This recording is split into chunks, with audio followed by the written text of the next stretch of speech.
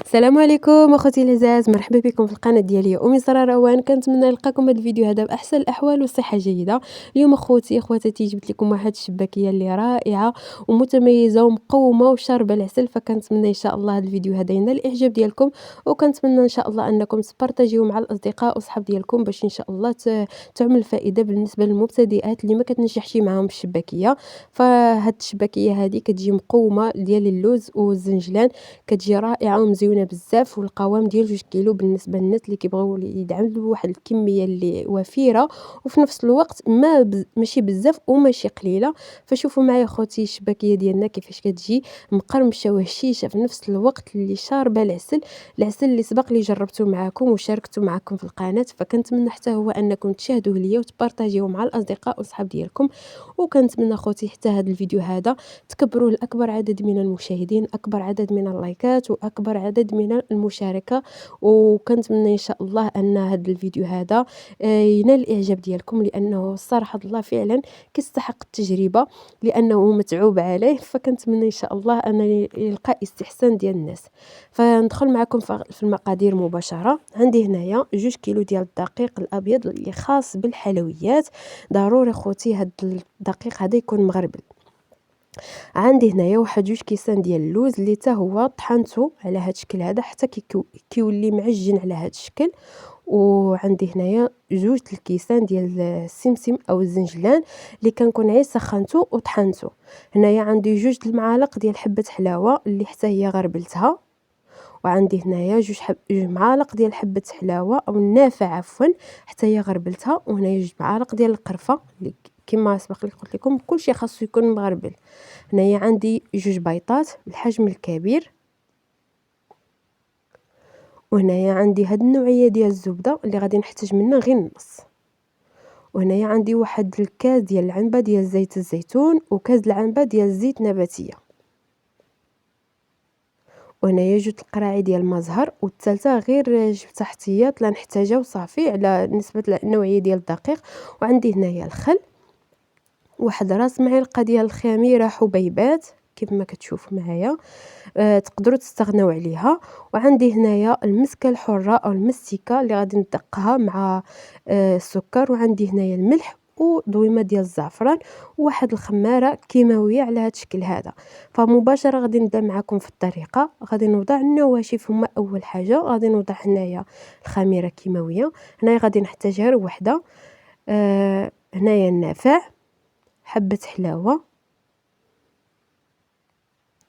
وهنايا غادي نوضع القرفه.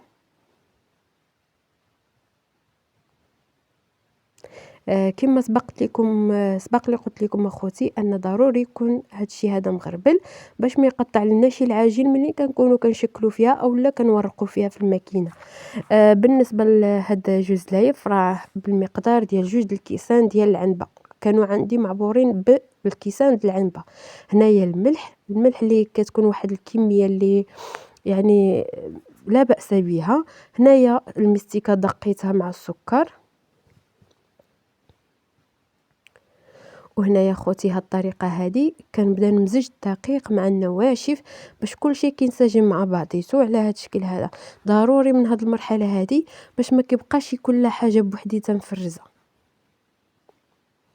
هنايا سرعت لكم الفيديو خوتي باش ما تملوهش، فكنستمر على هاد الشكل.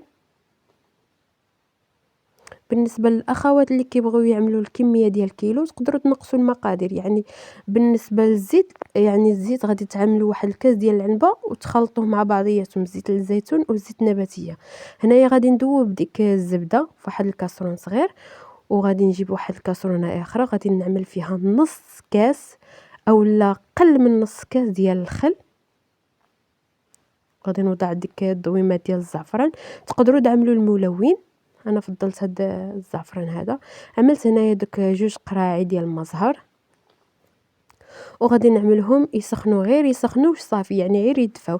هنايا عملت ديك الزبده من بعد ما دابت، وعملت هنايا الكاس ديال زيت الزيتون مع كاس ديال الزيت النباتيه. وهنايا غادي نبقى نبسبس بيديا، غادي نبقى نرمل ديك الدقيق. وضروري خوتي اننا نحكو ديك الدقيق مع يدينا باش ما كيبقاش ديك الشيء عندنا مكور.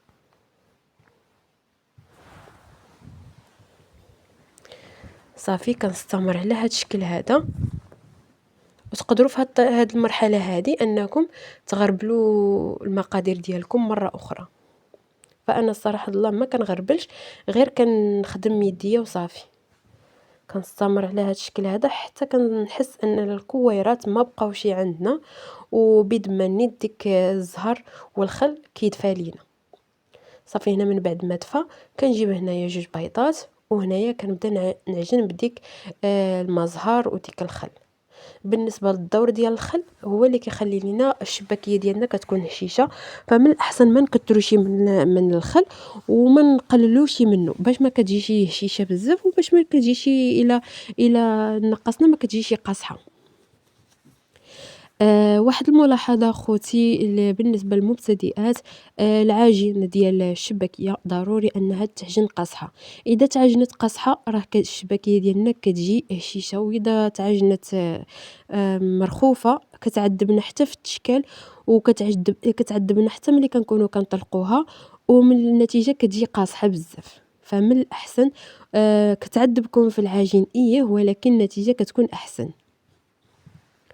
فهنايا كيف ما كتشوفوا معايا راه ما كنحاولش انني نعمل المزهر بزاف، لانه كما قلت لكم يعني كنخاف انني نفوت فيها ديك وتجي مرخوفه. وصافي هنايا ما احتاجيتش القرعه الثالثه، يعني احتاجيت غير جوج.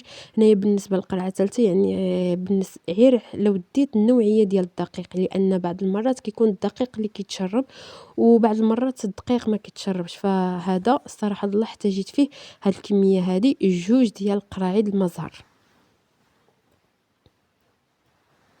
فكنستمر على هاد الشكل هذا حتى كنجمع العجين ديالي. واذا لاحظتوا اخوتي راها قاصحه. صافي هنايا من بعد ما جمعتها هانتوما شوفوا معايا،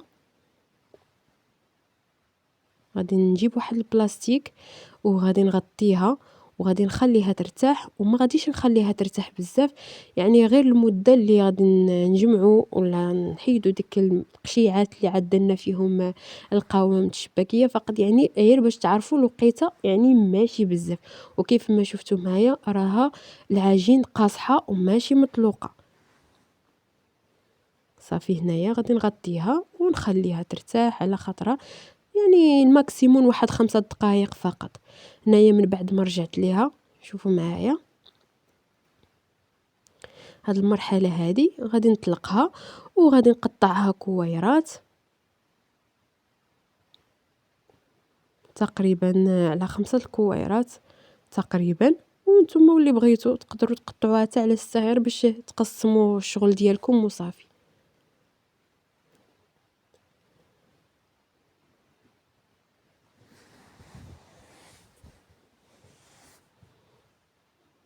صافي كنستمر حتى كنسالي هاد التقطع هذا. ويعني ضروري ملي كنكوروها كندخلوها البلاستيك باش اخوتي ما كتعدلناش شي واحد القشره من الفوق، يعني ملي كتنشف كتعمل واحد القشره وغادي تعذبنا بزاف وتقدر حتى تقطع لكم ملي تكونوا كتورقوا فيها في الماكينه. فمن الاحسن دائما البلاستيكه، والبلاستيك يعني من العجين ملي كتكون معجونه قاصحه راه حتى هي كترطبه، يعني كتخلينا العجينه كتعطينا الطوع ملي كنكونوا كنخدموا فيها. فضروري هاد المرحله هادي بالنسبه لبعض الاخوات اللي كيخليوها هيدا في يعني في الهواء الطلق، راه هذيك يعني الشباكيه كتجي ناشفه وكتعذبكم من طبيعه الحال. فهنايا خوتي من بعد ما خليتها في البلاستيكه هنايا غادي نبدا نطلقها على هاد الشكل هذا. كنجيب المدلك اللي ضروري حتى هو وكنبدا نطلق على هاد الشكل هذا. كيف ما كتشوفوا غادي نطلقها مزيان مزيان. انا هنا يا خوتي خليت لكم الفيديو موضح بالنسبه للمبتدئات اللي باقي ما عمرهم ما عدلوا الشباكيه، فانا كنت هنايا عدلت لكم الفيديو موضح وخليته كيف ما هو. فكنتمنى انه ينال الاعجاب ديالكم ويكون الفيديو ديالي هو السبب ديالكم باش انكم تعدلوا الشباكيه. انا هنايا كنهضر بالنسبه للمبتدئات، انا عارفه بشحال من واحد يعني تبارك الله ما شاء الله لا رجال ولا نساء كيعدلوا الشباكيه. انا هنايا حاولت انني نشارك معكم فقط الطريقه ديالي في التشباك، وكنتمنى انها تنال الاعجاب ديال الاخوات اللي متبعيني والناس اللي اول مره غادي يشاهدوا الفيديو ديالي. فهنايا طويتها على هذا الشكل هذا ودخلتها ضروري بلاستيكه، وغادي نعاود معكم مره اخرى. فهنايا كنطلقها كما قلت لكم على هذا الحساب هذا على هذا الشكل.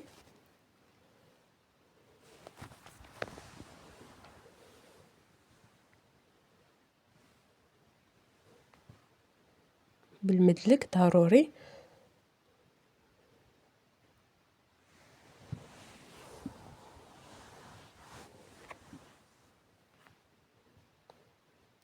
وصافي هنايا من بعد ما كنطلقها كنطويها على شكل ظرف. يعني هاد الطريقه هذه هنا فين الشباكيه ديالنا كتجي لنا مهويه من الداخل اولا مجعبه.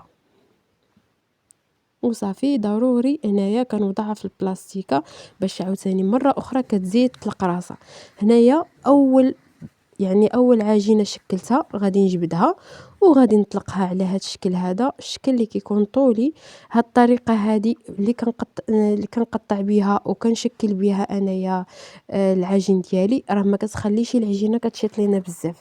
انتم غادي تشوفوا معايا في الفيديو، لان بعض الاخوات كيشكلوها عشوائيا الصراحه الله كتشيط لهم العجينه ما كيعرفوش يتصرفوا فيها وكيصدقوا ضايعين فيها. صافي هنايا كنشكل على شكل طولي وكنجيب هنايا الجراره ديالنا وكنقسمها على طريفات.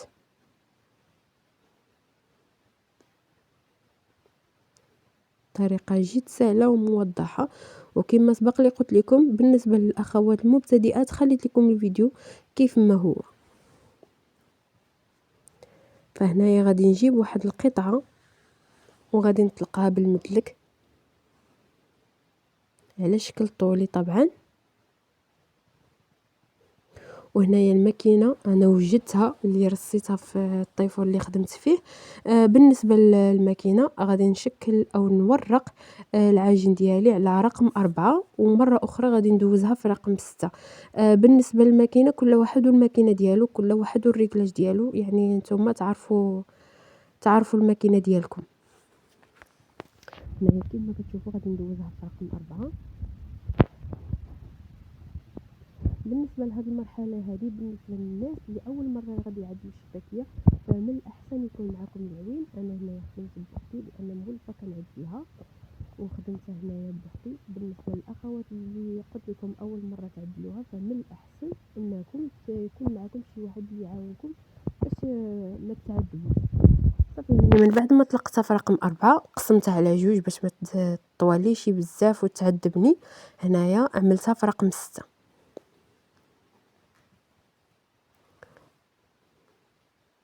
صافي شوفوا معايا كيفاش كتجي مطلوقه ورقيقه. وصافي هنايا غادي نكمل ديك القطع اللي عندي وغادي نبدا نشكل. بالنسبه للجوانب كنحيدوا ديك الحواشي اللي في الجوانب، وكما قلت لكم سبق لي قلت لكم يعني راه ما كنضيعش العجينه بزاف ملي كنشكل على هذا الشكل الطولي. وحتى هاد العجينه اللي كتشيط في الجوانب راه حتى هي ما كنضيعهاش وكنجمعها، ومن بعد حتى كنسالي الشباكيه ديالي عاد كنشكلها.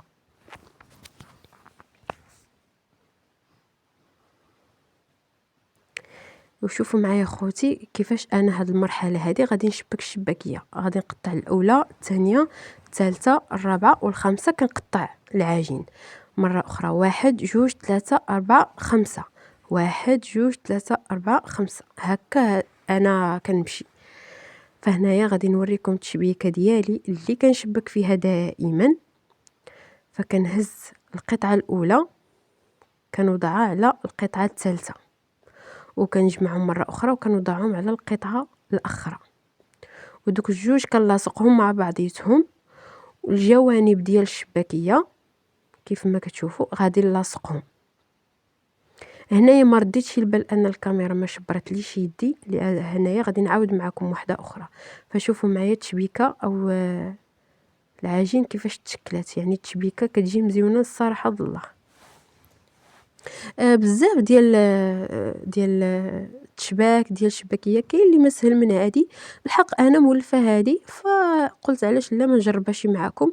كاينين بعض الاخوات كيبغيو يتعلموا لها، لان هي صراحه لا طريقه سهله. وبالنسبه للبنات اللي اول مره غادي يعملوا الشباكيه، فمن الاحسن انكم تعجنوا واحد شويه ديال الدقيق وتبداو تشكلوا حتى تدربوا على التشكيل ديال الشباكيه، وديك الساعه عملوا الشباكيه باش ما كتعذبوش ملي كتكونوا كتشكلوا فيها.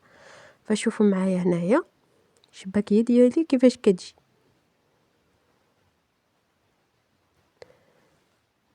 مره اخرى غادي نعاود معاكم.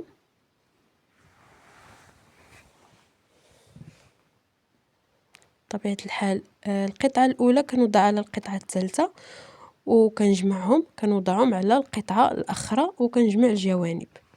وصافي هنايا الجوانب ولا بدا ما نزيرهم مزيان باش ما كديفورماوش معنا ملي كنكونوا كنقليوهم. وصافي هنايا كنكمل الشباك ديالي وكنوضعهم فواحد اللاطه او بلاطو او صينيه اللي باش غادي الشباكيه ديالنا غادي تشبر في راسها. هنايا صافي كنستفهم حتى كنسالي الكميه ديالي ديال العجين على هاد الشكل هذا. هنايا الكميه اللي عندي راه مضاعفه على 2 لانني حطيت الشباكيه فوقيه اخرى. من بعد ما كترتاح كنوضع فوق منها اخرى وما كيوقع لا والو. ملي كنكون كنقليها كتبقي هكاك ما كديفورما ما والو، كتبقى شابره في راسها. فهذه الطريقه انا قلتها لكم. وهنايا خوتي غادي نبدا نقليها. انا عدلتها هنايا في الصباح وهنايا غادي نقليها بالليل كتكون شبرات في راسها. هنايا ضروري الزيت اللي كتكون سخونه وعلى عافيه اللي متوسطه، ما مجهداش ما قليله، يعني العافيه متوسطه. وشوفوا معايا هنايا الشباكيه ما كديفورما وما كتحلش، كتبقى شاده النوعيه ديالها او الشكل ديالها. فكنتمنى ان الفيديو ديالي يكون موضح. والناس اللي يبقاو معايا حتى لهاد المرحله هذه ما تنساوناش من لايكاتكم وتعليقاتكم المحفزه. وكنتمنى كما سبق لي قلت لكم ان هذا الفيديو هذا يحصل على اكبر عدد من المشاهدين. والناس اللي اول مره كيشاهدوا الفيديو ديالي كنتمنى انكم تشتركوا في قناتي وتفعلوا زر الجرس باش يوصلكم كل ما هو جديد في هذه القناه.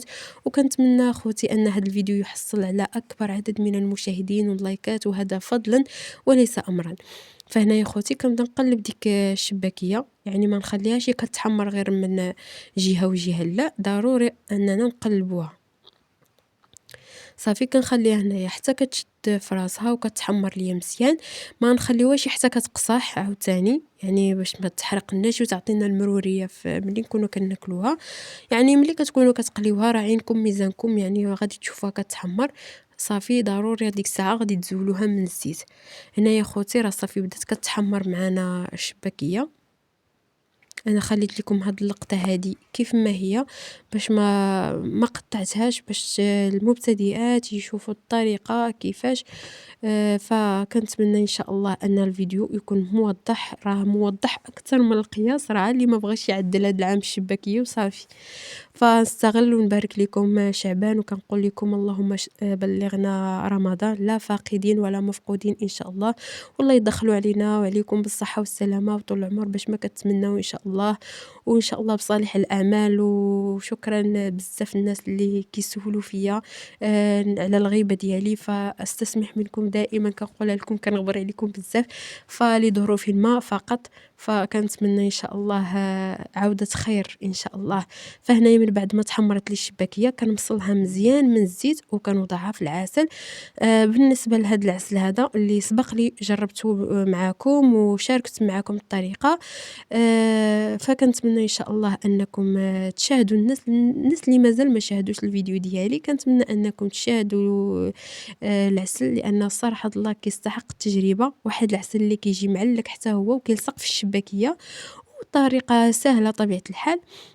فهنايا كما شفتوا معايا ما كنضغطش على الشباكيه من بعد ما كنزولها من الزيت ونوضعها في العسل، لانها كتكون مازال باقا شيشه وتقدر تهرس معنا. فكنهز العسل وكنوضعوه فوق الشباكيه وهي كتهبط لتحت. هنايا من بعد ما خليتها تقريبا 10 دقائق وهي في العسل، هنايا كتشرب لي مزيان. وكنجيب هنايا واحد البريمه والكسكاس اولا شبيكه باش ديك العسل ديالنا كيستقطر والشباكيه حتى هي كتشد في راسها مزيان، لان كتكون باقا سخونه. ما خاصناش نستفوها في شي لاطه ديالها وهي باقا سخونه. فكنستمر على هاد الشكل هذا حتى كنسالي الشباكية ديالنا.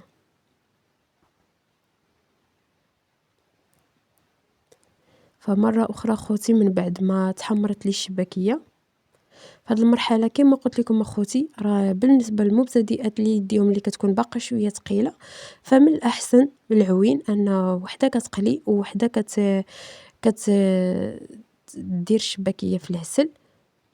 فمن الأحسن باش ما تحرق لكمش الشباكية ولا فقط يعني بالنسبة للناس اللي يديهم خفيفة ومولفين راه ما كيلقاوش المشكل. فهنايا كما سبق لي قلت لكم ما خاصناش نهرسوا الشباكية ديالنا اولا نقيسوها.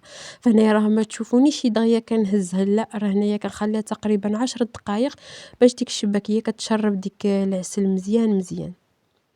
وهنايا ما تحتاجوش تسخنوا العسل، لان ملي كنوضعوا عليه الشباكيه كتكون سخونه راه هو كيطلق راسو براسو. صافي كنستمر على هاد الشكل هذا حتى كنكمل الكميه اللي عندي. هنايا كيف ما غادي تشوفوا معايا كيف ما شفتوا بديت كنستفها في الكسريه. هنايا راه باقا خدامه، هنايا باقا كتمصل لي من العسل. شوفوا معايا التشكيل كيفاش جا. فانايا هذا هو الشكل ديال الشباكيه النهائي ديالي اللي زوقتها بالزنجلان واللوز ايفيلي بالنسبه للناس اللي كيبغيو اللوز ايفيلي. فحبيت انني نشكل معكم وصافي، يعني ماشي ضروري. والصراحه الله الشباكيه هي بالزنجلان. فشوفوا معايا كيفاش كتجي هشيشه ومقرمشه وفي نفس الوقت وشاربه العسل ومهويه، واحد الشباكيه اللي مقومه ورائعه بزاف. الصراحه الله زوينه زوينه، واللي ذاقها من عندكم تعجبوا ان شاء الله.